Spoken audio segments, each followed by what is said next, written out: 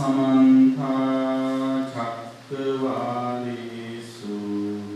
अत्रा गच्छन्तु देवता सद्ब्रह्मं मुनिराजस्य सुनन्तु सद्गमुक्तदं धम्मश्रवण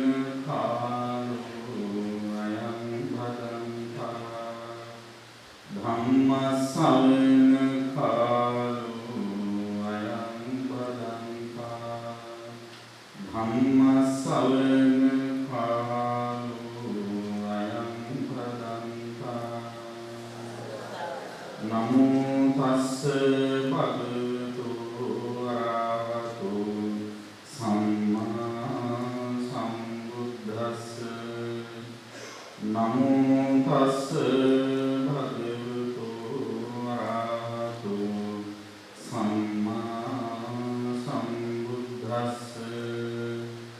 नमो तस्स भगवतो अरहतो सम्मा सम्बुद्धस्स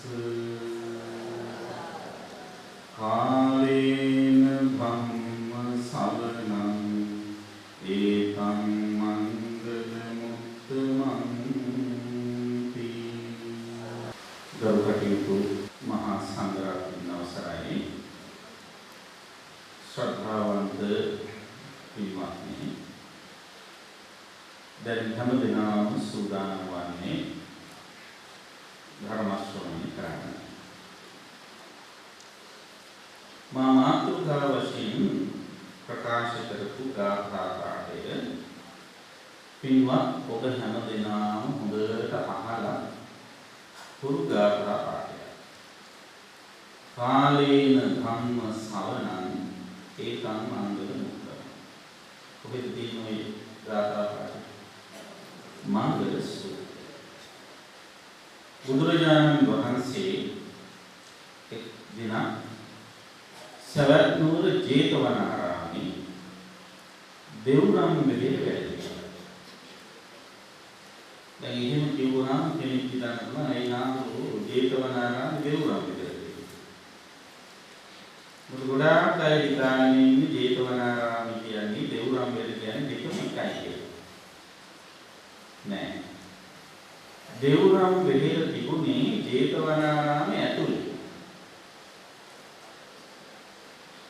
දෙව්රම් මෙලේ කියන්නේ බුදුහාමුදුරු වැඩ හිටපු කුටියට කියන නම. සාමාන්‍යයෙන් ඔබ අපි අහලා තියෙන්නේ බුදුහාමුදුරු වැඩ හිටි කුටියට කියන්නේ මොකක් කියලා? ගන්ධ කුටිය කියලා. සුගන්ධ කුටිය කියනවා. ගන්ධ කිරියක සිද්ධ කියලා. ඇයි ඒක ගන්ධ කුටිය කියන්නේ? ඒක ගන්ධ කුටිය කියන්නේ සුවඳ හඳුන් ලීයෙන් හදලා තිබෙන නිසා. ඒක නිසා තමයි ඒක කුටිය හරියම සුවඳ. සුවඳ නිසා මේක සුගන්ධ කුටිය කියන්නේ. මේ කුටිය මහල් 7කින් යුක්තයි. කට්ටු 7ක් උසයි. බුදුහාමුදුරු වැඩ සිටින කුටිය. ඒ කුටිය හදලා තියෙන්නේ දිව්‍ය ලෝකයේ විච දිව්‍ය විමානයක ආකෘතිය. ඒ නිසා මිනිස්සු ඒ කුටිය දැකපු ගමන් අනේ දිව්‍ය ලෝකයේ කුටියක් වගේ ලස්සනයි කියලා හිතනවා. ඒ නිසා මිනිස්සු ඒකට කිව්වා දිව්‍ය රම්‍ය විහාරය කියලා. දිව්‍ය රම්‍ය විහාරය තමයි සිංහලෙන් දෙව්රම් විහාරය කියන්නේ. ඒතර ගන්ධ කුටිය කියන්නේ දෙව්රම් විහාරය කියන්නේ එක තමයි. ඔය කියන ගන්ධ කුටිය දෙව්රම් විහාරය තිබුණේ ජේතවනාරාමයේ. ජේත කියන කුමාරයාගේ මිලදීලා අරගෙන අනේ පිටු මහසිතානන් විසින් හදපු පන්සල ජේතවනාරාමයේ වුණා. ඒ ජේතවනාරාමයේ ඇතුලේ අනේ පිටු සිටුමාණන් බුදුහාමුදුරන්ගේ වාසය සඳහා හදපු කුටිය දෙව්රම් විහාරය කියන්නේ. මෙන්න මේ දෙව්රම් විහාරයේ වැඩ ඉන්නකොට එක එක්තරා දේවතාවෙක් බුදුරජාණන් වහන්සේගෙන් මෙලොව පරලොව දෙලොව දියුණුවට උපකාර වෙන කාරණා මොනවද? මංගල කාරණා මොනවද කියලා අහපු වෙලාවේ බුදුරජාණන් වහන්සේ මංගල කාරණා විස්තර කරද්දී දේශනා කරපු එක්තරා පාඩයක් තමයි එයත් මම ප්‍රකාශ කළා. කාලේන ධම්ම ශ්‍රවණ ඒතං මංගල මුක්ඛ. දැන් මේ වචනේ ගොඩක් වරද්දගත් බවක් පේනවා. කාලේන ධම්ම ශ්‍රවණං කියලා කියවහම ගොඩක් අය කියනවා කාලීන ධර්මය කියලා. ධර්මයේ කියන්නේ කාලීන නෙවෙයි. ධර්මය අකාලිකයි. මොකද අකාලිකයි කියන්නේ? දැන් ගොඩාක් අය අකාලිකයි කියපු ගමන් කියන්නේ මොකද්ද? විශේෂ පිළිසිවසකට කියලා. අවුරුදු 2500කට කලින් කියපු වන අදටත් එලෙසින්ම වළංගුයි. ඒ නිසා ඒක අකාලිකයි කියලා. ඒකම නෙවෙයි අදහස. අකාලිකයි කියන වචනේ තියෙන කල් නොයවා විපාක දෙන ස්වභාවයෙන් යුක්ත ධර්ම පුරුණාලෝ දේශනා කරනවා. කල් නොයවා විපාක දෙනවා කියන එකේ අදහස මොකක්ද? දැන් නිවන් සුව සාක්ෂාත් කරගැනීමේදී පින්වත්නි කෙනෙක් කෙලෙස් නැසීමේ ක්‍රම අනුගමනය කරන්න ඕනේ. කෙලෙස් නැසනකොට තමයි මාර්ගඵල අවබෝධයටපත් වෙන්නේ. එතකොට අපි දන්නවා මේ ලෝකේ ජීවත් වෙන ඔබ අපි හැමෝටම පොදු දෙයක් කියන වචනයක් තියෙනවා සත්වයා කියලා. සත්වයා කියන්නේ අපි හැමෝටම පංචස්කන්ධය උපාදානය කරගත්ත කෙනා නිසා. අපි මේ පංචස්කන්ධයට ආකාර 10කින් බැඳෙනවා. ඒ ආකාර 10න් බැඳීමට තමයි දස සංයෝජන කියන්නේ. සත්වයා ආකාර 10කින් පංචස්කන්ධයට බැඳිලා ඉන්නකන් සත්වයා කොහේ හරි මේ සංසාරේ පවතිනවා. එක්ක කාම භවයක, එක්ක රූප භවයක, එහෙම නැත්නම් අරූප භවයක පවතිනවා. සත්වයා මේ කියන භවත්‍රයේ කියවත් සංසාරේ පැවතීම නිසා සත්වයාට ජාති ජරා ව්‍යාධි මරණ ආදී දුක් වලට මුහුණ දෙන්නට වෙනවා. ඉතින් ඒ දුකෙන් නිදහස් වෙන්න නම් මොකද්ද කරන්න ඕන? මේ කියන පංචස්කන්ධයට බැඳිලා තියෙන ආකාර 10 දුරු කර ගන්න ඕන. ලිහා ගන්න ඕන. අයින් කර ගන්න. දස සංයෝජන ප්‍රහාණය කරන්න. දස සංයෝජන ප්‍රහාණය කරන්නේ මාර්ගඵල අවබෝධයක් එක්ක. ඔයත් දන්නවා මාර්ගඵල වලටපත් වෙනකොට සංයෝජන ධර්ම ප්‍රහාණය වෙන්නේ නැහැ. කියන බලන්න සෝවන් වෙන කෙනාට සංයෝජන ධර්ම කීයක් ප්‍රහාණය වෙනවද? සංයෝජන ධර්ම 3ක් ප්‍රහාණය වෙනවා. දැන් ඔක්කොටම කලින් කියමු බලන්න සංයෝජන ධර්ම 10 මොනවද කියලා දන්න කෙනෙක් කියනවා. පළවෙනි එක සක්කාය දිට්ඨි, දෙක විචිකිච්ඡා, තුන සීලබ්බත පරාමාස, හතර කාම රාග, පහ පටිඝ, හය රූප රාග, හත අරූප රාග, අට මාන, නවය උද්ධච්ච, 10 අවිච්ඡා. සක්කාය දිට්ඨි, විචිකිච්ඡා, සීලබ්බත පරාමාස, කාම රාග, පටිඝ, රූප රාග, අරූප රාග, මාන, උද්ධච්ච, අවිච්ඡා. ඔන්නෝයි කියන දස සංයෝජන වලින් පංචස්කන්ධයේ බැඳගෙන ඉන්න කෙනාට තමයි සත්වයා කියන්නේ. එතකොට මාර්ගඵල අවබෝධයටපත් වෙනකොට මොකද වෙන්නේ? මේ බැඳලා තියෙන බැමි එකින් එක ලියනවා. සෝවන් මාර්ගඵලයක් එක්ක කරන්නේ සක්කාය දිට්ඨි විචිකිච්ඡා සීලබ්බත පරාමාස කියන සංයෝජන ධර්ම තුන බැමි තුන ලියන්නේ. ඒතර සෝවන් ඵලයට සෝවන් මාර්ගයේ ඉඳලා කවුරු හරි කෙනෙක් ඵලයටපත් වෙනවායි කියලා කියන එක මොහොතකදී චිත්තක්ෂණයකදී සිදු වෙනවා. සෝවන් මාර්ගයේ ඉඳපු කෙනා ඵලයටපත් වෙනවා කියන එකට ගොඩාක් වෙලා යන්නේ. අන්න ඒක පෙර පසු නොවේ කල්ම එක චිත්තක්ෂණයකින් මේක වෙනස් වෙන නිසා කල් නොයවා විපාක දෙන නිසා මේ උතුම් ධර්මයට කියන්නේ මාර්ගඵල අවබෝධය කරන ධර්මය කියන්නේ අකාලික ධර්මය. එහෙම නැතුව බුදුහාමුදුරුවෝ 2550කට කලින් කියපු ධර්මය අද එලෙසින්ම වළංගු වෙනවා. ඒකයි අකාලිකයි කියන කතාව නෙවෙයි. ධර්මයේ ස්වභාවය ගැනයි මේ කියන්නේ. ඒ ධර්මයේ පිළිමත්නි අනුගමනය කරන කෙනාට මේ මොහොතේම එහි ප්‍රතිඵල. ඒකට සරල උදාහරණයක් කියන්න පුළුවන්. දැන් බලන්න කවුරු හරි කෙනෙක් අන්ධකාරයේ ඉන්නකොට පහනක් පත්තු කරනවා. පහනක් පත්තු කරනකොට වැඩ දෙකක් වෙනවා එක සැරේට. මොකද වැඩ දෙක? එක එළිය පැතිරෙනවා. දෙක ඒ හා සමානවම අඳුර නැති. කල්යවා ඒ එළිය පැතිරුණාට පස්සේ අඳුර නැති වෙනව නෙවෙයි. එළිය පැතිරෙන්නා හා සමානවම අඳුර නැති වෙලා.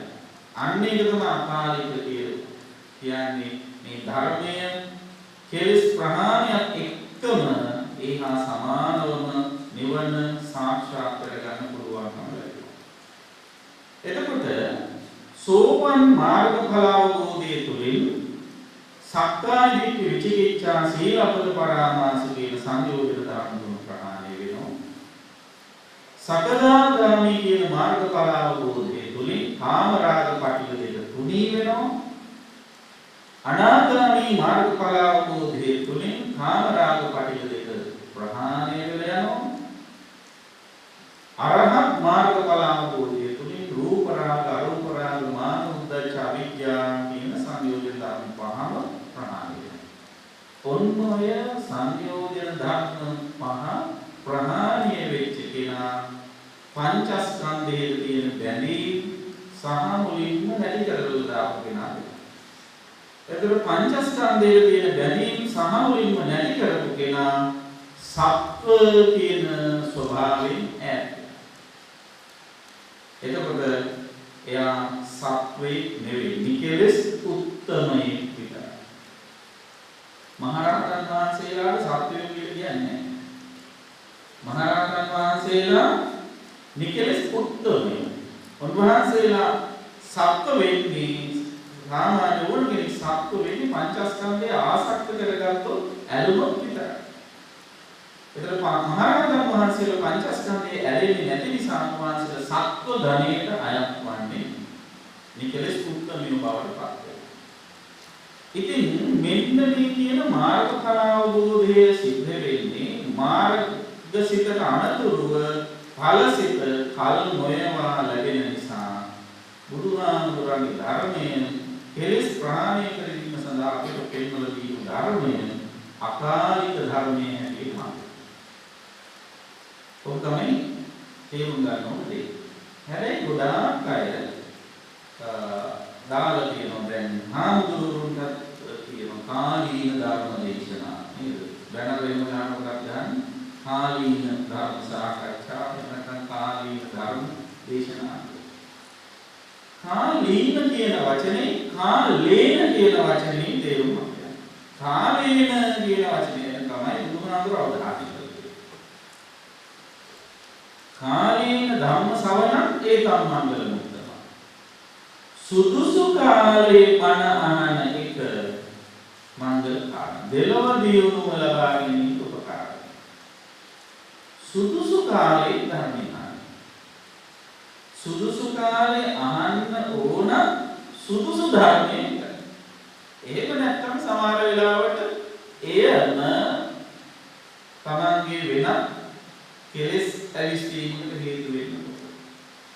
මොකක්ද මේ සුදුසු කාලය? සුදුසු කාලේ සුදුසු බණක් අහන්න. පින්වත්නි, අපි බණ අහන්නේ මූලිකවම නිවන් සුව සාක්ෂාත් කරගන්න. ධර්ම ශ්‍රවණය කියලා කියන්නේ තවත් විදිහකින් කියනවා නම් භාවනාව. පැරණි අටුවාවල සඳහන් වෙනවා කම්මඨාන විනිමුත්තානි ධම්ම දේශනා නාම නැති. කමඨානකින් තොර ධර්ම දේශනාවක් නැහැ. හැම බණක්ම භාවනා කර්මස්ථාන. ඒකනේ ඉස්සර කාලේ බුදුහාමුදුරන්ගේ කාලේ ගොඩාක් අය බණ අහලා සෝවන් වුණේ.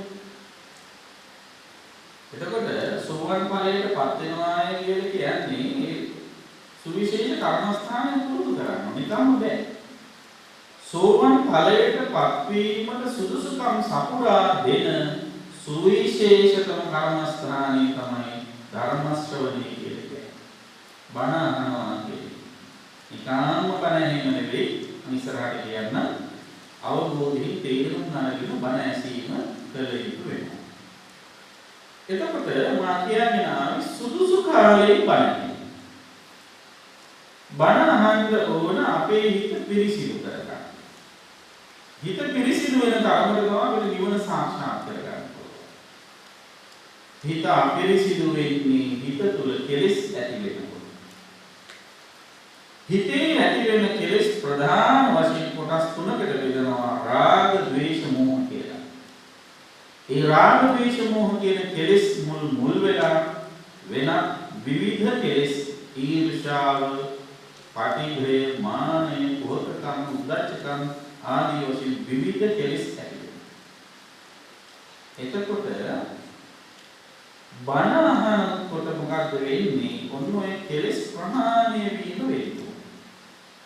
දැන් ඔන්න කාට හරි කෙනෙක්ට රාගය ඇවිස්සලා තියෙනවා. රාගය ඇවිස්සලා තියෙන කෙනෙකුට අහන්නට ලැබෙනවා බණ මෛත්‍රිය ගැන. මට කියන්න ඒ බණ කාලේන ධම්ම ශ්‍රවණන්ද සුදුසු කාලේ ඇහුණ බණක්ද? මොකද හිතන්නේ? දැන් රාගය ඇවිස්සලා තියෙන කෙනෙකුට ආරම්භනවා මෛත්‍රිය ගැන බණ. මොකද වෙන්නේ? කෙනෙකුට හිතෙන්න පුළුවන් මෛත්‍රිය ගැන බණ අහන්න ලැබෙන උත්තර හොඳයි, මෛත්‍රිය පුරුදු කරනවා උත්තර හොඳයි කියලා. නමුත් පින්නන්නේ එහෙම ඔබටත් හොරා දන්නේම නැතුව ඔබ මෛත්‍රී කරන්න පෙළෙන්නේ කාටද? අර සරාගෙන් ඔබ බැඳුනායට. අන්තිමේදී ඔබ මෛත්‍රියේ වේශය මුල් කරගෙන රාගයේ ඉස්මතු කරගෙන ඉන්නේ. ඒව වංචක ධර්ම වලට අහු වෙනවා. එහෙනම් රාගයේ ඉස්මතු වෙලා තියෙන වෙලාවක මෛත්‍රිය ගැන බණක් අහනවා නම් ඒක කාලේන ධර්ම ශ්‍රවණ නෙවෙයි. මොකක්ද රාගයේ ඉස්මතු වෙලා තියෙන වෙලාවක ඇසිය යුතු බණ? මොකක්ද අහන්නේ? විරාගික සිටිවිලි දින වෙන අසුභය වැඩෙන විදිහේ බණක් ඇහුවොත් අන්න ඔබේ හිතේ නැගින රාගය ප්‍රහාණය කරන්නට ඔබට ඒ අසතු බණ උපකාර වෙනවා. එහෙම වුණොත් තමයි ඒක කාලීන ධර්ම ශ්‍රවණයක් වෙන්නේ. ඊළඟට තව කෙනෙකුට හොඳට කේන්ති ගිහිල්ලා ඉන්නවා. කේන්ති ගිහිල්ලා ඉන්න වෙලාවක එයාට අහන්නට ලැබෙනවා මොකක්ද? අසුභය ගැන බණ. කේසා ලෝමා නගා දන්තා කචු ආදී වශයෙන් ඕක හිතන්නේ මොකද වෙන්නේ? කේන්ති අඩුයි. කේන්ති අඩු වෙන කේන්ති වැඩි වෙනවා. අපි කියනවා හිතේ තියෙන රාගය දුරු කර ගැනීම සඳහා එක එක්කෙනාගේ කිසිේ තියෙන කෙස් අයින් කරන්න, දත් අයින් කරන්න, ඇස් අයින් කරන ඔය විදිහට. ඒකනේ සාමාන්‍ය අසුභ භාවනා විතර. වේශයෙන් ඉන්න වෙලාවට කවුරු හරි කෙනෙකුට අසුභ භාවනාව කියලා දුන්නොත් එයා හොඳට අයින් අයින් කරන තරහකාරයෙක් කොහොමද? එයා හොඳට ගලවන තරහකාරයෙක් ඇස් දෙක. එයා හොඳට ගලවන තරහකාරයෙක් දත්යන්ද. දන්නේම නැතුව ද්වේෂය. ඒක කාලේ සුදුසු කාලේ යම් බණක් නෙවෙයි යන්නේ. එයාට අවශ්‍ය කරන්නේ යාගේ ඉදිරියේ තියෙන තරහ පාලනය කරගන්න නම් සුදුසු වෙලා මොකක්ද? සුදුසු බණ මොකක්ද? මෛත්‍රී. අනේ අදාළ අකුසලයේ දුරු කරන්න අදාළ කුසලයේ වැඩෙන විදිහේ බණක් ඇහෙනව නම් යම් මොහොතක ඒක තමයි කාලීන ධම්ම සමහරක්. ඒ සමහර වෙලාවට බලන්න කොච්චරනම් අපි බණනවා. මේ අපි එදිනෙදා ජීවිතේ කොච්චරනම් බණනවා.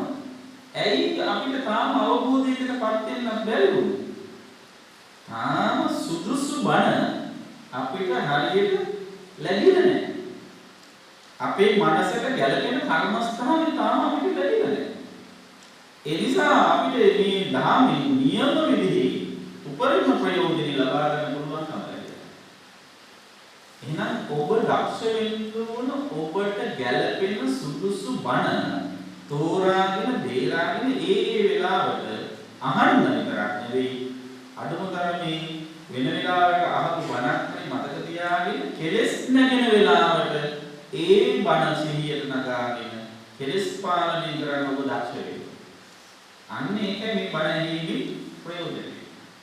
දැන් ඔබ අහන හැම බණක්ම කාලීන ධර්ම ශ්‍රවණය නොවෙන්න පුළුවන්. අබා මේක සුදුසු කාලේ බණක් නෙවෙයි මට අදාළ නැහැ කියලා අහන්න දෙන්නේ නැහැ. දැන් මේ බණ අහන වෙලාවේ ඔබේ හිතේ රාගයක් නැති වෙන්න පුළුවන්. මේ බණ අහන වෙලාවේ ඔබේ හිතේ ද්වේෂයක් නැති වෙන්න පුළුවන්. මේ බණ අහන වෙලාවේ ඔබේ හිතේ මෝහයක්, ඊර්ෂ්‍යාවක්, පරිගැනීමක් නැති වෙන්න පුළුවන්. එතකොට ඔබ හිතන්න පුළුවන් මගේ හිතේ ඉතින් ආන්දෝලන යෝදාලේ කෙලෙස් නැහැ. හිතන්න ඔය බණ මට අදාළ නැහැ. මම උගහන්නේ නැහැ කියලා. එහෙම නෙවෙයි.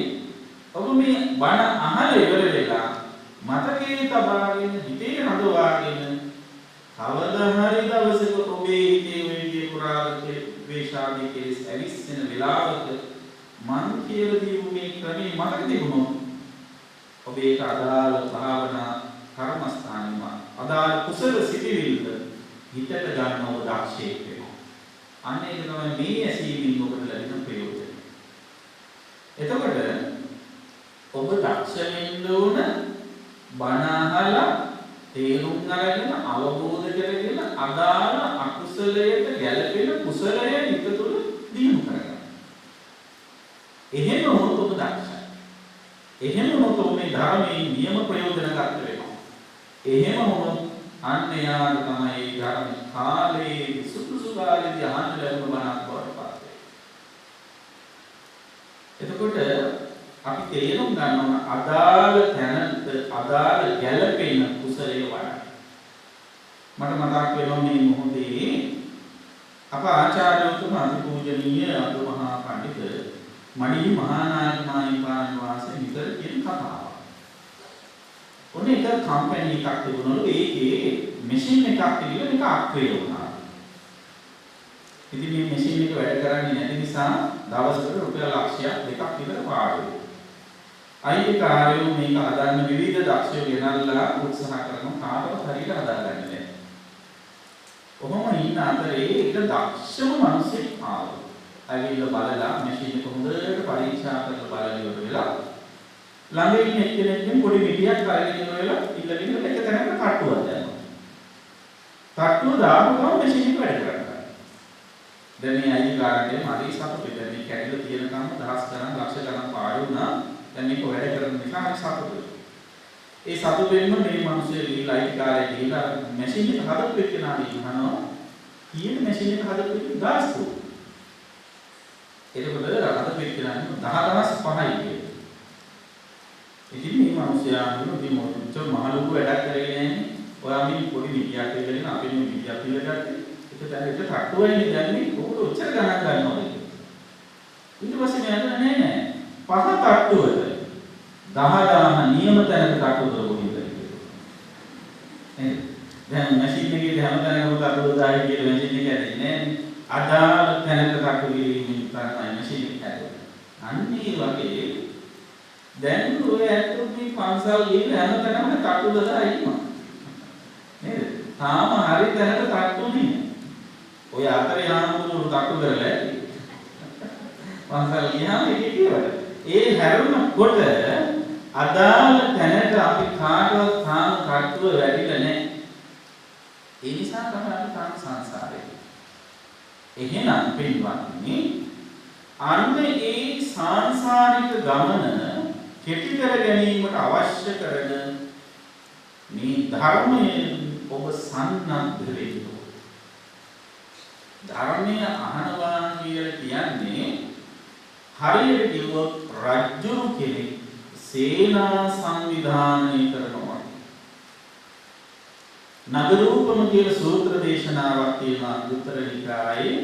එහි සඳහන් වෙනවා මේ දක්ෂ රජ කෙනෙක් තමන්ගේ නගරය ආරක්ෂා කර ගැනීම සඳහා විවිධ ක්‍රමෝපායන් භාවිතා කරද්දී එක ක්‍රමයක් තමයි ඒ විෂයනට ඒ දේවල් වලට දක්ෂ සේනාවන් එකතු කරනවා. රටවලින් ගිහිල්ලා යුද්ධ කරන්න පුළුවන් අය, හයින් ගිහිල්ලා යුද්ධ කරන්න පුළුවන් අය, අශ්වයන් ගිහිල්ලා යුද්ධ කරන්න පුළුවන් අය, ඔය ආදී වශයෙන් එක එක අංශ වලට ශක්තිමත් අය හදනවා. අන්නේම හදලා තියෙන වෙලාවක ඒ රජුගේ නගරයට සතුරු ආක්‍රමණයක් ආවොත් අර සූදානම් කරලා තියෙන අය ලවා ප්‍රතිප්‍රහාර එල්ල කරවලා රජුගේ නගරය ආරක්ෂා කරගන්නවා. ඒ වගේ හොඳට බණහමු කෙනෙක් හොඳට ධර්මයෙන් සන්නද්ධ වෙනවා. එයා තේරුම් ගන්න එයා අවබෝධයෙන් ඉන්නවා, එයා අවධියෙන් ඉන්නවා, එයා සීලෙන් ඉන්නවා. එයාගේ හිත නැමැති නගරය ආක්‍රමණය කරන්න එන කෙලෙස් සතුරන් කරනවා. එහෙම දැනගෙන අවබෝධයෙන් ඉඳගෙන ඒ කෙලෙස් වලට ගැළපෙන ඒ කුසලය හොඳින්ම වඩන්නට හිත පුරුදු කරන්න යනවා. කුසලයේ වැඩිම තුල අකුසලයේ ප්‍රහාණය කරගන්න පුළුවන්කම ලැබෙනවා. අන්න ඒක තමයි මේ ධර්ම ශ්‍රවණයෙන් ලැබෙන ප්‍රධාන ප්‍රතිලාභය. දැන් පින්වත්නි ඔයත් දැකලා ඇති පොතේ ඔය ලී බඩු වල ඔය මේස කුටු වගේ තැන් දේවල් වල ඇන ගහලා තියෙනවා. යකඩ නෙමෙයි සමහර පරණ කුටු වල ලී වලින් හදපු ඇන. දැන් මේ ලී වලින් හදපු ඇනයක් දිරලා අඩපණව දුර්වලව තියෙනකොට කවුරු හරි කෙනෙක් ඇවිල්ලා මේ පුටුව අලුත් වැඩියා කරනවා. අලුත් වැඩියා කරන්න නම් මොකද වෙන්නේ? අර දිරා ගියපු භාගයට කැඩිච්ච ඇනේ ගලවන්න. කොහොමද ගලවන්නේ?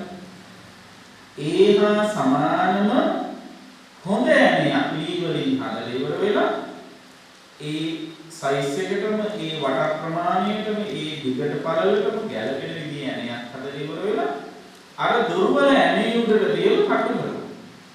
එහෙම කටු කරනකොට අර දුර්වල දිරාගිය ඇණේ කැඩි එළියට වැටෙනවා.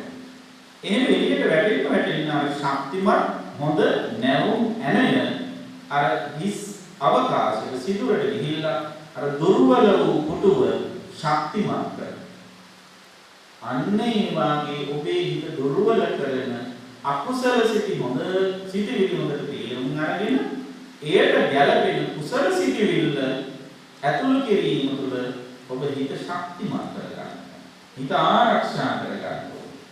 අන්න ඒ සඳහා ඒ අකුසලයට ගැළපෙන ඒ කුසලය හඳුනා ගැනීමට අවශ්‍ය කරන මූලිකම ක්‍රමවේදය තමයි සද්ධර්ම ශ්‍රවණය කියන්නේ.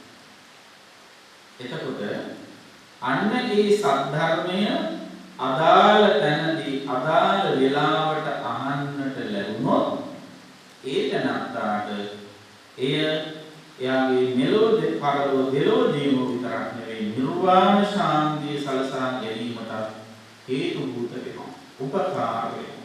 ඒ නිසා ඊතරම්ම වටිනා දෙයක් තමයි ධර්ම ශ්‍රවණය කියන්නේ. ඊළඟට බෞද්ධයෝ හැටියට අපි උත්සාහ කරන්නේ මේ බුද්ධෝත්පාද කාලයේ රහත් වෙන්න බැරි නම් අඩුම තරමේ කොහොම හරි සෝවන් ඵලයටවත් පත් වේ. මේ දේම ප්‍රාර්ථනා කරනවා. සෝවන් ඵලයටපත් වෙනකොට මට සෝවන් වෙන්න ලැබේවා කියලා ප්‍රාර්ථනා කරලා ඉඳලා හරියන්නේ නැහැ. නේද? සෝවන් වෙන්න කැමති නම් එයා මොකද කරන්නේ? සෝවන් වෙන්න කැමති නම් මොකද කරන්නේ? සෝතාපට්ටි අංග පුරුදු කරන්න. සෝතාපට්ටි අංග පුරුදු කරන්නේ නැති කෙනා සෝවන් වෙන්නේ නැහැ. දැන් මොන කවුරු හරි කිකිලියක් බිත්තර දානවා. බිත්තර දාලා බිත්තර පලාට යන්නේ නැතුව. බිත්තර වලට අවශ්‍ය කරන උණුසුම දෙන්නේ නැතුව. කුකුල් ගන්න ගස්සන්නේ නැතුව. බිත්තර රකින්නේ නැතුව. ඈතට වෙලා බිත්තර දිහා බලාගෙන ප්‍රාර්ථනා කරනවා. අනේ මේ බිත්තර වලින් පැටව හැරිලා පැටව කටුව කඩාගෙන එළියට පැමිණේවා කියලා ප්‍රාර්ථනා කරනවා. එහෙම ප්‍රාර්ථනා කරා කියලා අර බිත්තර වලින් පැටව වෙනවා. එහෙම ඉන්නේ. එහෙම වෙනවනම් ඔය සුපර් මාකට් වලදී බිත්තර වලින් පන්නේ පැටව. එහෙම ඉන්නේ. තාවකේ කියලා බිත්තර දානවා. එයා බිත්තර රකින්නවා. එයාට අවශ්‍යයි බිත්තරෙන් පැටව ගන්න. ඒ නිසා එයා දන්නවා පැටව ගන්න නම් මා විසින් කළ යුතු කාර්යභාරය මොකක්ද කියලා. ඒ නිසා එයා හොඳට බිත්තර රකින්නවා. එයා බිත්තර වලට අවශ්‍ය කරන උණුසුම කුකුල් ගන්න ගස්සනවා. එයා දන්නවා මේ කාර්යය කළොත් පැටව හැදෙනවා කියලා. හැබැයි ඒ කිකිලි හිතේ නෑ පැතුම. මොකද පැතුම? පැටව හැදිලා මේ බිත්තර ඇතුලේ පැටව කටුව කඩාගෙන පැමිණේවා කියලා අමුතුවෙන් ප්‍රාර්ථනා කිරීමක් වෙන්නේ නෑ. ප්‍රාර්ථනා නොකලට යාට තියෙනවා දැක්ම. මොකද දැක්ම? පැටව ගන්න නම් කළ යුතු කාර්යභාරය මොකක්ද කියන දැක්ම යාට තියෙනවා. ඒ නිසා යා පැතුමෙන් තොරව දැක්මෙන් යුතුව එයා යන්නේ කාර්ය කරනවා. එහෙම කාර්ය කරනකොට නිසි කාල වේලාව වෙනකොට පැටව කටුව කඩාගෙන යන්නේ. අන්න ඒ වගේ තමයි අපි මාර්ගඵලාවබෝධය සිද්ධ කර ගැනීමේදී ප්‍රාර්ථනා කර වැඳ වැටෙමින් නිවන් සත ලැබේවා කියලා හරියන්නේ. සාමාන්‍ය නිවන් සත ලැබේවා කියුවහම සාදු කරගන්න නැහැ. මේ සම්ප්‍රදාය පිළියෙල. හැබැයි එසේ සාදු කියු පමණින් නිවන් දකින්න බැහැ. එහෙම දකින්න ලංකාවේ සුමහාට නිවන් දැකලා ඉන්නේ දෙන සාදුකාර කරනවා. එහෙම වෙන්නේ නැහැ. එහෙනම් මොකද කරන්න ඕන? මේ නිර්වාණගාමී මාර්ගයේ ගමන් කරගෙන ඕන. ඒක අදාළ අංග කාරණා දිනු කරන්න. ඒ සෝවන් වෙන්න නම් සෝතාපට්ටි අංග පුරුදු කරන්න. සෝවන් වීමට අවශ්‍ය කරන වටපිටාව හදා ගන්න ඕන.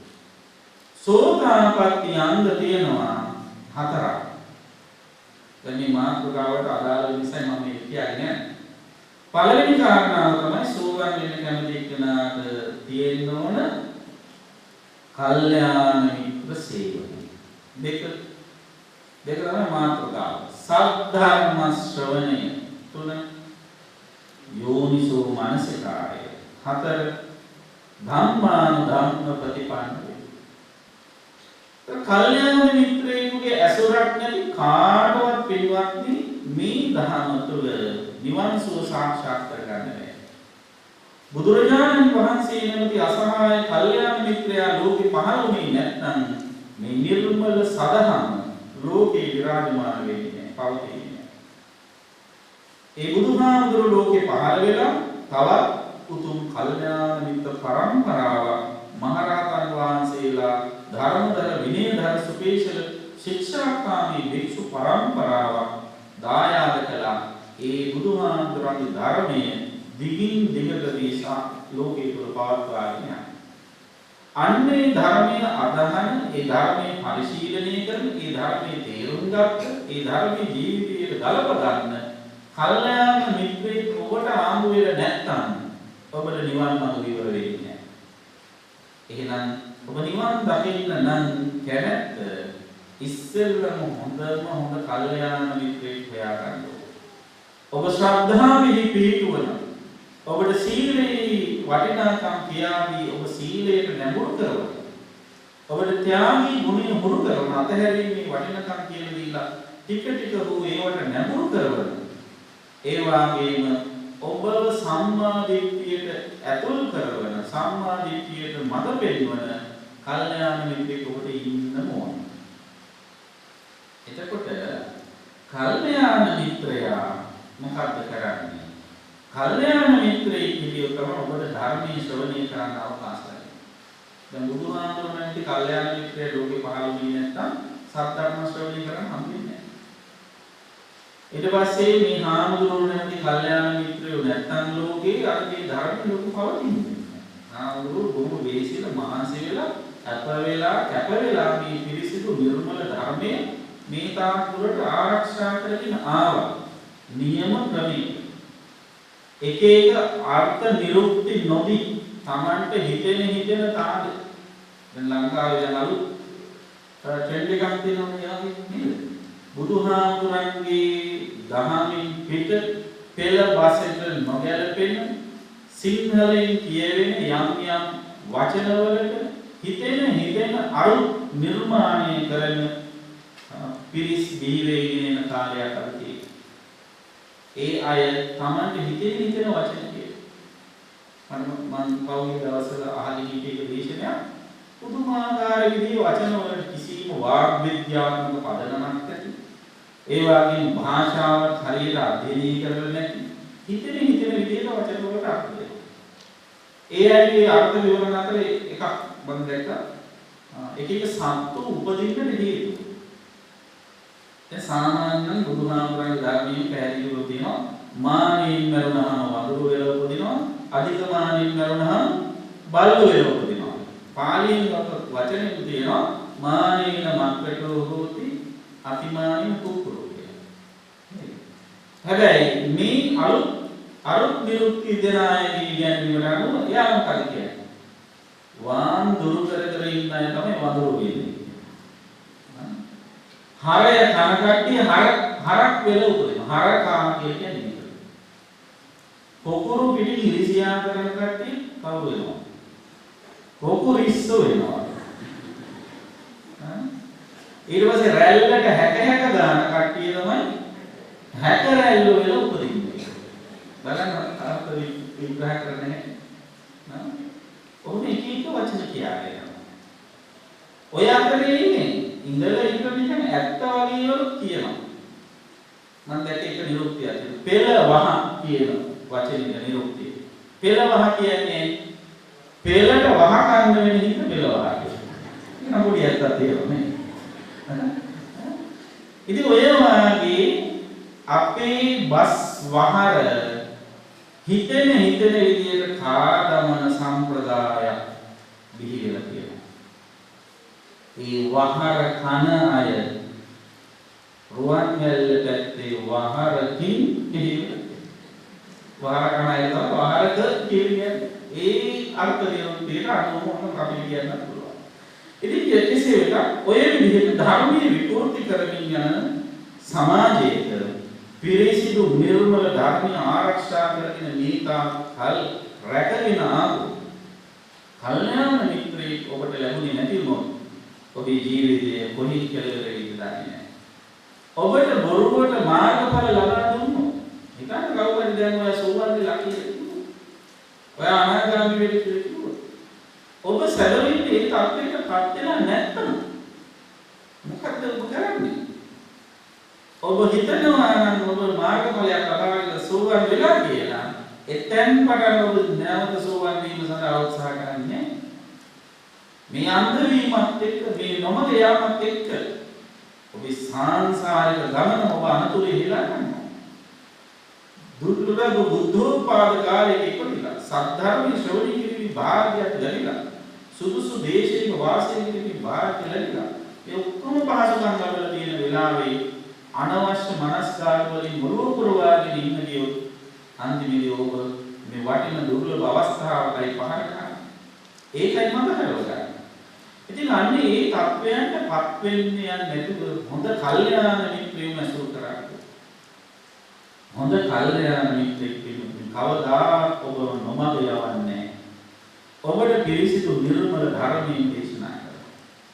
එතකොට සෝතාපට්ටි අංගවල දෙවනි සෝතාපට්ටි අංගය තමයි සද්ධර්ම ශ්‍රවණය. සද්ධර්මයේ කියන්නේ එක එක්කෙනාගේ හිතේ සිතලු නෙවෙයි බුදුහාමුදුරන්ගේම නිර්මල ධර්මය. අන්නේ ධර්මය ශ්‍රවණය කරන්න. ධර්මයේ ශ්‍රවණය කරනකොට ආමුදුරු කියවනේ ඒ හින්දා සාදු කියලා පිළිගන්නේ නැහැ. බණ අහනකොට ඉතාම හොඳින් අහන්න සුතා. හොඳට අවධානයෙන් අහන්න. ධාතා ඊළඟ දෙවෙනි එක මහා ප්‍රාණ දයන්න. ධාතා කියන්නේ ආපු බණ හොඳ දරන්න මතක තියාගන්න. මනසානුපෙක්ඛිතා ඊට පස්සේ අන්තිමේදී මතක තබාගත්ත බණ පස්සේ ගිහිල්ලා මනසින් විමසලා බලන්න. සමහර වෙලාවට අහන්නේ ඔක්කොම එක සැරේට මනසින් විමසන්න මෙතන දැනෙන්න පුළුවන්. දැන් එක කාරණයක් ඊව ගමන් ඔන්න ආමුරු සුතා කියෝ ඊට පස්සේ දතා කියෝ ඊට පස්සේ මනසානුපෙක්ඛිතා කියෝ ඊට පස්සේ ඔන්න බණ කියන අතරේ හිතින් හිතන්න ගන්න. හිතින් හිතන්න ගත්තාම මොකද වෙන්නේ? ඊට පස්සේ කියන එක අහන්න බැහැ. ඒ නිසා කලබල වෙන්නේ නැති ඉස්සෙල්ලා කියන දේ හරියට හොඳට අහන්න ඉන්න. අහගෙන ඉඳලා මතක තබාගෙන ඊට පස්සේ මානසික ආවර්ජනය කරලා බලන්න. කොහොමද මේක වෙන්නේ? කොහොමද මේක මේ විදිහට කියවල මෙහෙම වෙන්න පුළුවන්ද කියලා විමසලා බලන්න. මනසානුපෙක්ඛිතා කියන්නේ ඒ විදිහට පිරිසිදු නිර්මල දෘෂ්ටිය බුදුහාමුදුරන්ගේ දැක්මට ගැලපෙන විදිහට ඒ දෘෂ්ටිය ඍජු කරගන්න. අන්න එහෙම හොඳින් බණ අහන්න පුරුදු වෙන කෙනාට තමයි මේ නිර්මල ධම්මක විවර වෙන්නේ. පින්වත්නි බණ අහනවා කියන්නේ මම කලින් කිව්ව භාවනාවක් කියලා. බණ ඇහිීම තුලින්මයි සෝතාපට්ටි අංග දියුණු කරගෙන සෝවන් ඵලයටපත් වීමට අවකාශ තියෙන්නේ. ඒ නිසා වැඩි වැඩිම බණ අහන්න. දැන් බලන්න බුදුහාමුදුරන්ගේ කාලේ ගොඩාක් අය සෝවන් වෙලා තියෙන බණ අහන්න. භාවනා කරලා මාර්ගඵල ලබා ගන්න අය තියෙනව නැති නේ. භාවනා කිරීමේ මූලිකවම සමත භාවනා කිරීමෙන් කරන්නේ කාමරාග පටිඝ දෙක යටපත් කරගන්න. හැබැයි සෝවන් ඵලයටපත් වෙන්නේ දර්ශනීය විසුද්ධි පිරිසිදු කරගෙන. දර්ශනීය පිරිසිදු කරගන්න නම් දැක්ම හොඳ කරගන්න නම් බණ අහන්න ඕන. දැන් බලන්න සෝවන් වෙනකොට නැති කරුණ තුනයි. ඒ තමයි සක්කාය දිට්ඨි, විචිකිච්ඡා, සීලබ්බත. ඔය සංයෝජන තුනම දැක්ම මුල් කරගෙන ඇති වෙන සංයෝජන. වැරදි දැක්මක් තිබුණොත් එයා යන්නේ සක්කාය දිට්ඨියට. වැරදි දැක්ම නිසා තමයි කෙනෙකුට විචිකිච්ඡාව, සැක සංකාරය. වැරදි දැක්ම නිසා තමයි වැරදි සිල්, වැරදි වෘතවලට යන්නේ. දැන් ගොඩාක් අය හිතාගෙන ඉන්නවා මේ සීලබ්බත පරාමාස කියන්නේ වැරදි සිල් වැරදි විතර කියලා කිව්වහම කියන්නේ මොකක්ද? අනිත් ආගම් වල තියෙන ගෝවත, ආජවත, සුනත වත ඕක තමයි සීලබ්බත පරාමාස. ඒකම නෙවෙයි ඒක සීලබ්බත පරාමාසයක් තමයි. හැබැයි මම නම් හිතන්නේ ලංකාවේ ගොඩාක් අය පොයට ගිහිල්ලා සමාදන් වෙලා කරන්නේ සීලබ්බත පරාමාසය තමයි. ඇයි හොඳට විමසලා බලන්න ඔය ගොඩාක් අය සීල් සමාදන් වෙන්නේ ඇයි කියන එක්ක හේතු දෙකක් නිසා තමයි වැඩි සීල් අරගෙන තියෙන්නේ. මොකද හේතු දෙක? පළවෙනි හේතුව අපායෙන් බේරෙන්න. දෙවෙනි හේතුව සුගතියේ උපදින්න. අපායෙන් බේරෙන්නේ කවුද? මම. ඇයි සීල් සමාදන් වෙන්නේ? අපෝම බෑ අපායන්. කාට මට එතකොට දැන් මේ යා සිල් රැකලා තියෙන අපායෙන් මාව බේර ගන්න. මම රැක ගන්න. ඊට පස්සේ සිල් රැකලා තියෙනවා සුගතිය යන තැන හොඳ කරගන්න එපා කියලා. එතකොට එතන දිව්‍ය ලෝකේ යවන්නේ කවුද? මම. එතකොට යා මම රැක ගැනීම තුළ මමින් නිදහස් වීමක් වෙලා නැහැ. පින්වත්නි සෝවන් වෙනවා කියලා කියන්නේ මගෙන් නිදහස් වීමේ දර්ශනය පහළ වීමයි. එතකොට ගොඩාක් අය සිල් රැකලා තියෙන්නේ මාව රැක ගැනීම මිස මාව අයින් කරගෙන මගෙන් නිදහස් වීමේ ක්‍රියාවක් නෙවෙයි. ඉතින් අන්නේ ඒ නිසා ඔබ හරියට තේරුම් ගන්න. ඒ නිසා සිල් සමාදන් වෙන්නේ දිව්‍ය ලෝකේ යනවත් අපායෙන් බේරෙන්නවත් නෙවෙයි. දිව්‍ය ලෝකේ යන්නේ මේ සිල් සමාදන් වෙන්නේ අත්හැරීම පුරුදු කරන්න කියන කොහොමද තේරුම් ගන්න. සිල් සමාදන් වේ යුත්තේ අත්හැරීම. ඒ අත්හැරීම පටන් ගන්න ඕනම ගෙදර අත්හැරීම. දැන් මේ අලුත් සිල් සමාදන් වීමක් කියනනේ. මොකද අපෝයි පන්සල් ගිහින් ඔබ කතා කරගෙන ඉන්නවට වැඩිය හොඳයි. මම නම් ගෙදර තමයි සිල් සමාදන්. ටීවී එක දාගෙන සිල් සමාදන් කරන ටීවී එකේ සිල් සමාදන් වෙන්න පුළුවන්. එක මිනිස්සුන්ට මේ කතාවක අහු වෙන්නේ නැහැ. මම ඉතින් සිල් සමාදන් වෙලා ගෙදර තියෙන දෙයක් අනුභව කරගෙන ඉවරලා සෝෆා එකේ ගිහලා වාඩිලා රිමෝට් එක අතේ තියාගෙන එක විදිහට channels මාරු කරලා කැමති හාමුදුරු සිලෙක්ට් කරලා බලනවා. ඔක ටිකක් අලුත් ෆැෂන් එක ඕක තමයි. සිල් සමාදන් වෙන්නේ බණ අහන්නේ. බණ ගෙදර තිබුණානේ සිල්න්නේ දැන් හැමදාම channels වල කොච්චර තරගෙට බණ තියෙනවා. නේද? සිල් සමාදන් වෙනවා කියන්නේ අතහැරීම පුරුදු කරනවා කියන එකයි. එහෙනම් අතහැරීමේදී ඔබ දෘঢ় වාසයෙන් ඈත් වේ තුමයි උපෝසත සීලය.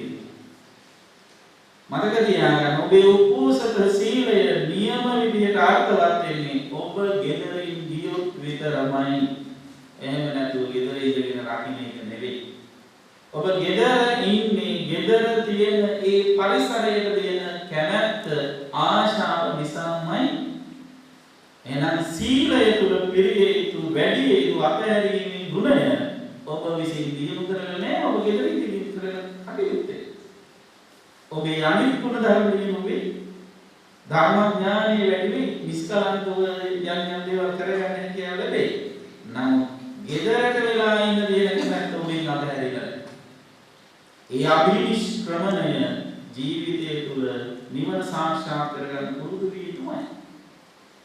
එහෙනම් අන්න ඒ සඳහා ගිහි අතහරින්න. ඒකට සීලෙන් කරන්නේ බලන්න හොඳට උපකරන අතහරින්න. දැන් ඔය අපි දන්නේ නැති උනාට පිළිවත්දී සිල්පද වලින් හැම එකකෙම කියන වචන දෙකක් තියෙනවා. එකක් තමයි වේරමණී. අනිත් එක සමාධිය. සමාධිය කියන්නේ කැමැත්තෙන් වැළඳ ගන්න. වේරමණී කියන්නේ මොකක්ද? අතහරින්න. දැන් මේක ගන්න ප්‍රකට වචනයක් තියෙනවා රමණී කියන. මොකක්ද රමණී කියන වචනේ තේරුම? රමණී කියන්නේ ලස්සනයි කියන්නේ. ලස්සන නම් මොකද වෙන්නේ?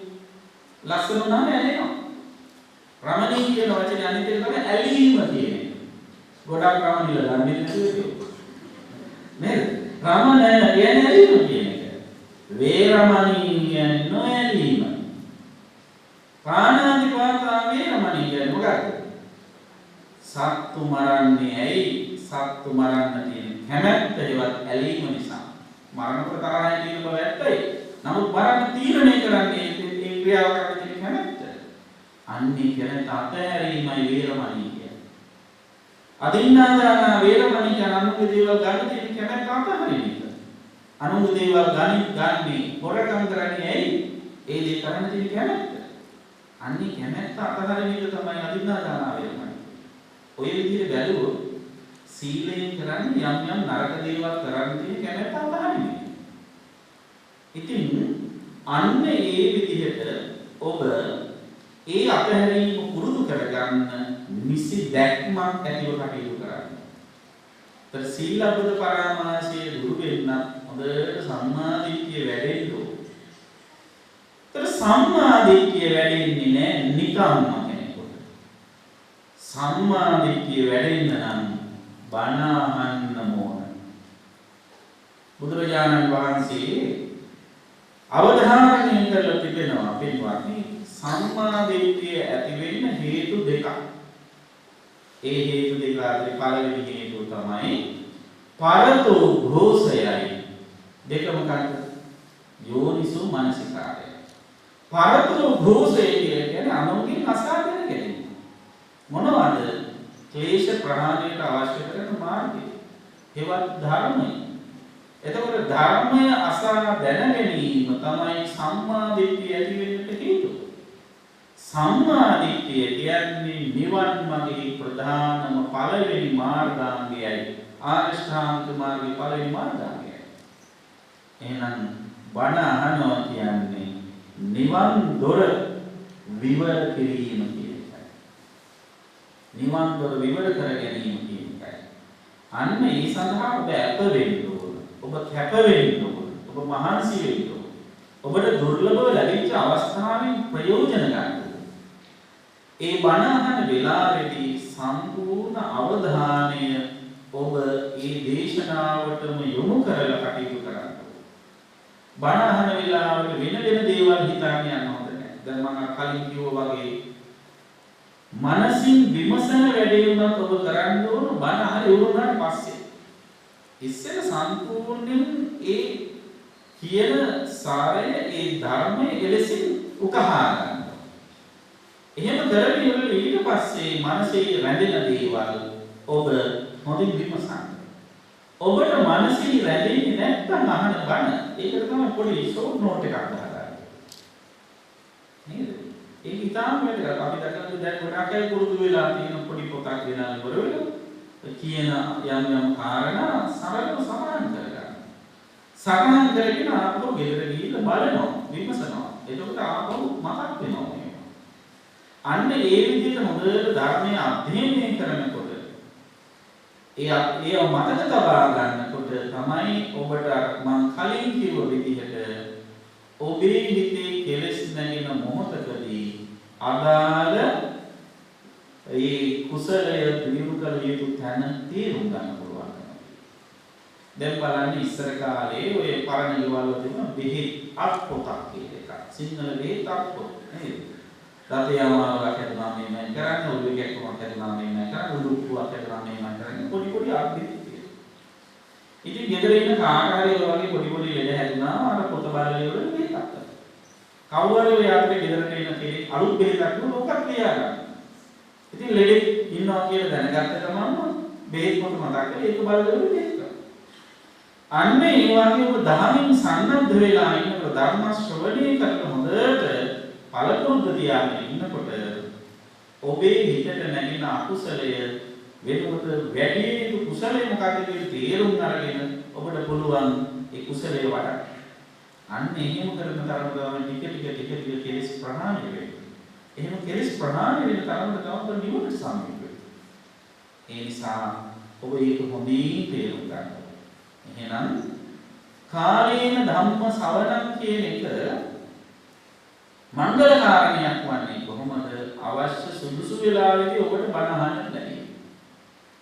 ඉතින් බණ අහන්න ලැබෙන හැම මොහොතක්ම සමහර වෙලාවට සුදුසු නොවෙන්න පුළුවන්. නමුත් සුදුසු වෙලාවෙදී අහන එක මංගල කාරණයක් වෙනවා. වෙනත් වෙලාවවලදී අහන එක අවමංගල කාරණයක් වෙනවා කියන එක නෙවෙයි. නිෂ්ප්‍රයෝජන කාරණයක් කියන එක නෙවෙයි අදහස් වෙන්නේ. ඒ අහනේ හොඳට තැම්පත් කරගෙන රඳවාගෙන සුදුසු කාලයේ එනකොට අන්න ඒක භාවිතා කරගත්තොත් ඔබට එයද එතනදී මංගල කාරණයක් කරගන්න පුළුවන්කම තියෙනවා. ඒ නිසා මේ ධර්මය තුලින් තමන්ගේ ජීවිතේ දෙලොව ජීවිතයම භාග්‍ය සම්පන්න කරගැනීමේ අවකාශ සහ ඉඩකඩ හැකියාවෙන් ඔබටමයි කියලා තේරුම් ගන්න ඒ ධර්මයෙන් සම්බන්ධ වෙන්න ඕන.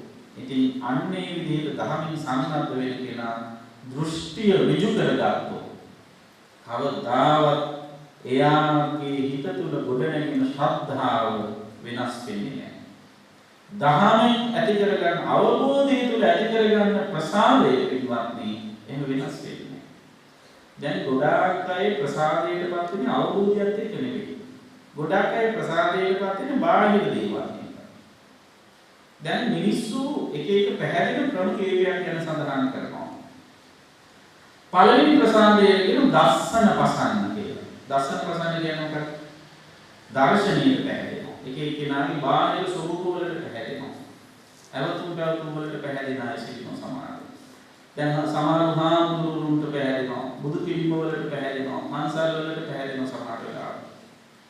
හාමුදුරුවන්ට පැහැදෙන හාමුදුරුවන් රූපෙට පැහැදෙනවා සමහරව. රූපෙට පැහැදිලා අනේ බලන්න රාමතුරුන්ගේ ලස්සන.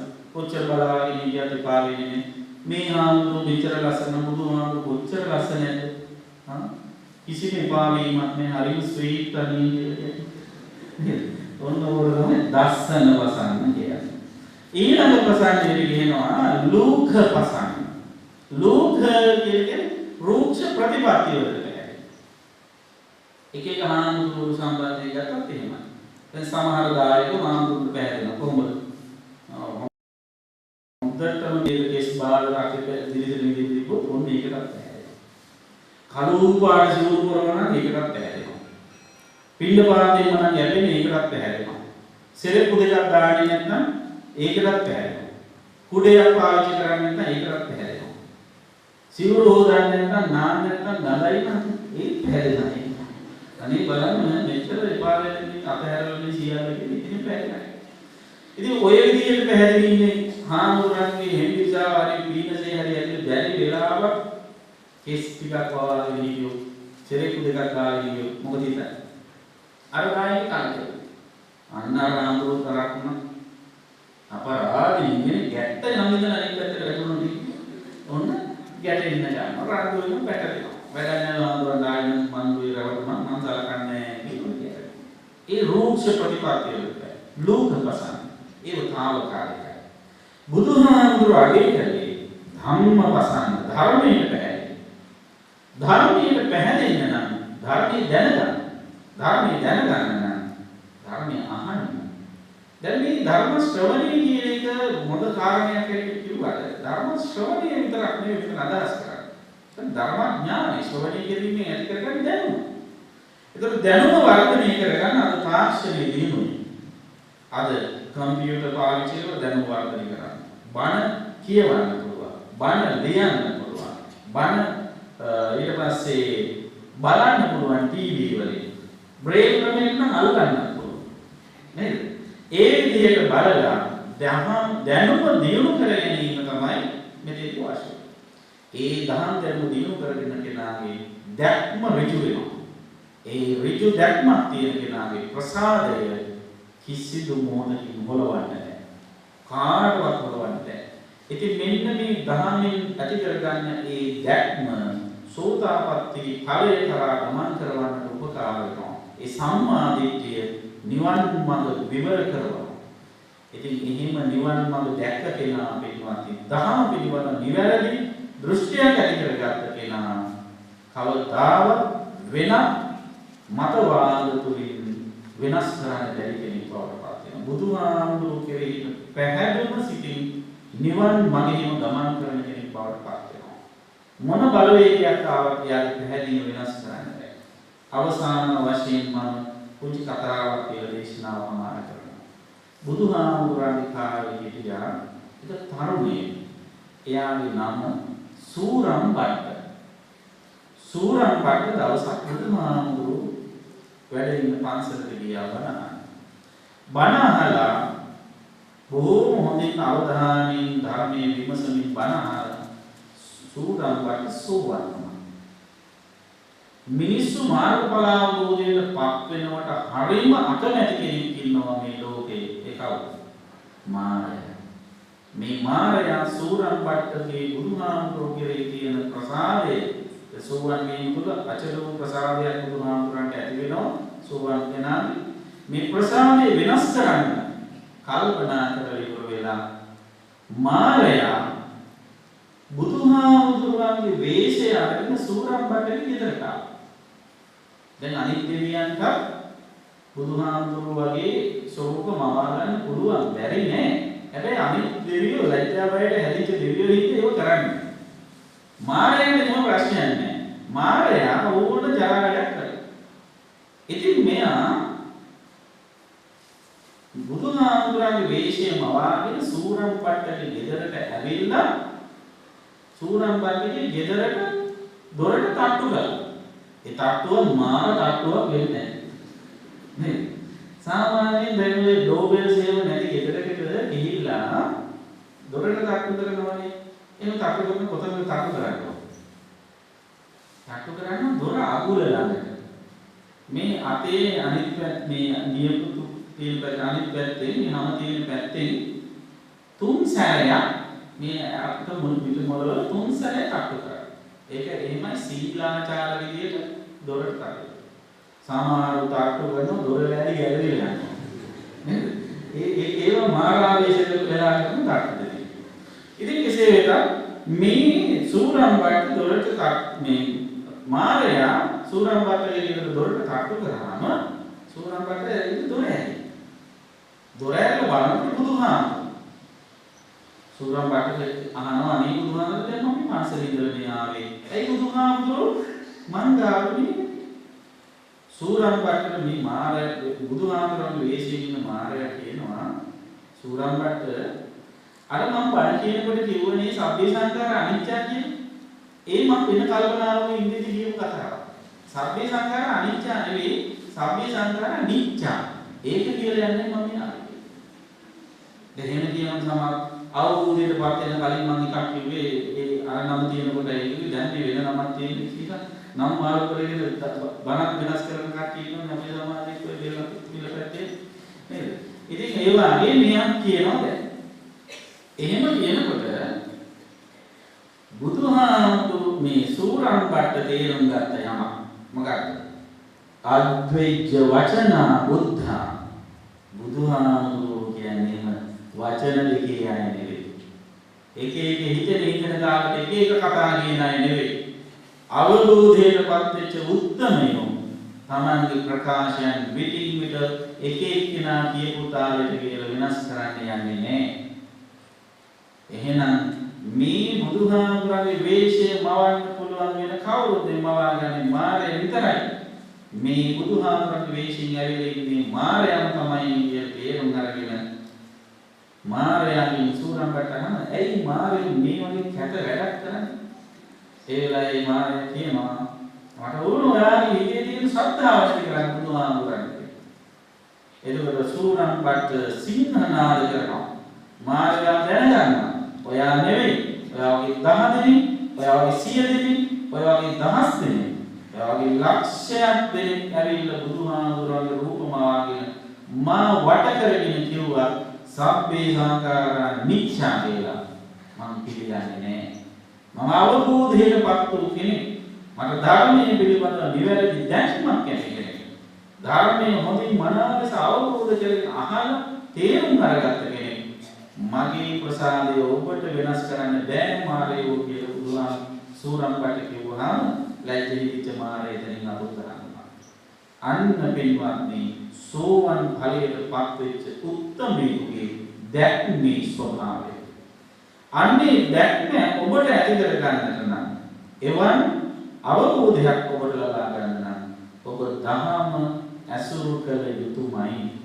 ඊට ලැබෙන හැම මොහොතකදීම බණ අහන්න ධර්මයේ සාකච්ඡා කරන්න ඒ අහන බණ ප්‍රායෝගික ජීවිතයට ගලප ගන්න. හැබැයි එකක් කරන්න එපා. මොකක්ද? ඇහෙන්න බණ තාලෙට තියන්න එපා. දැන් සමහරු බණ අහනවනේ සමහරුන්ට බණ ඇහෙනවා. කොහොමද? කුස්සියේ උයෝ ඉන්නකොට ඇහෙනවා. නේද? මාළු කඩ බණ භාවනාස්වාමී උරු කඩ බණ නේ ඒ ඇහෙන බණ ඒ අතරේ මාළු වල භාවනාස්වාමී උරු කන්නේන පූසන්ට ගගහ බණ නේ ඒ වෙන්නේ එහෙම කරන්න යන්න එපා. ඒක උනත් බොහොම ගෞරවණීය විදිහට කරන්න ඒ ධර්මයට අදාළ ගෞරවය ලබා දෙන්න අවබෝධයෙන් අහන්නට උත්සාහ අනේ ඉතින් නිකන් කියලා පදයක් හරි ඇහෙන්නේ නැත කියන තත්වයට දාලා ඉවර වෙලා නිකන් මේ සින්දු අහන තාලෙට ඇහෙන තාලෙට බණවලට තන දෙන්නේ නැතුව ඔබට පුළුවන් දවසේ එක පැයක් නම් දෙකක් නම් ඒකට කාලය හොඳට වෙන් කරගෙන ඒක හරියට අහන්න අවබෝධයෙන් අහන්න. එහෙම නැත්නම් ඇහෙන තාලෙට එක තැන් වලින් පොඩි කෑලි අල්ල ගන්න එපා. එහෙම අල්ලාගෙන ධර්මයේ අච්චාරුව කරගන්න එපා. පටලව ගන්න එපා. හැම එකක්ම ක්‍රමානුකූල විධිමත් වැඩපිළිවෙලකට අනුගතව කටයුතු කරනකොට මේ ධර්මයේ නිසි ලෙසින් වටහා ගන්නට අවකාශ ලැබේ. අන්න ඒ සඳහා වඩ වඩා ධර්මයේ ශ්‍රවණය කරන්න ඔබ උත්සාහවත් වෙන්න. ඔබට ඒ සඳහා මේ කෙටි මඟ පෙන්වීම උපකාරයක්ම වේවා කියලා ප්‍රාර්ථනා කරනවා. ඉතින් තවත් කිව යුතු ගොඩාක් කාරණා තිබුණා. කාල වේලාව නෙවෙයි ධර්ම ශ්‍රවණය කිරීම කියන්නේ ඊටාම වැදගත් ක්‍රියාවක්. ඒ ඔබේ සංසාර ගමන යහපත් කරගෙන දිගින් දිගට සසර සුගතියට පත් කරවීමට උපකාර වෙන නිසා නෙවෙයි වැදගත් වෙන්නේ. ඔබට සංසාර විමුක්තිය සසරෙන් නිදහස් වීමට උපකාර වෙන ක්‍රියාවස්සේ සලකාගෙන ඔබ කටයුතු කළ යුතු වන්නේ. ඒ ඔබ බොහොම භාග්‍යවන්තයි.